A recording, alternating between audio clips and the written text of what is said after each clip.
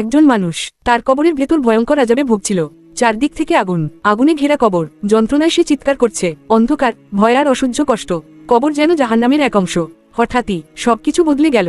আগুন নিভে গেল, অন্ধকার, কবর বদলে গেল একটি সুন্দর বাগানে। ফেরেশতারা তাকে বললেন, এই আযাব তোমার কোনো আমলের কারণে বন্ধ হয়নি, এটি বন্ধ হয়েছে তোমার এতিম সন্তানের কারণে। এই মুহূর্তে পৃথিবীতে তোমার সন্তান তার শিক্ষকের কাছে বসে বলেছে, বিসমিল্লাহির রহমানির রাহিম। তখন আল্লাহ তাআলা বলেন, যখন আমার বান্দা আমাকে রহমান ও রাহিম বলে ডাকে, তখন আমি মাটির নিচে তার পিতাকে আযাব দিতে পারি না। একটি সন্তানের একটি বিসমিল্লাহ কবরে আযাব থামিয়ে দিতে পারে। প্রতিদিন নতুন ইসলামিক ভিডিও পেতে এখনই আমাদের চ্যানেল সাবস্ক্রাইব। একজন মানুষ তার কবরের ভেতর ভয়ঙ্কর আযাবে ভুগছিল।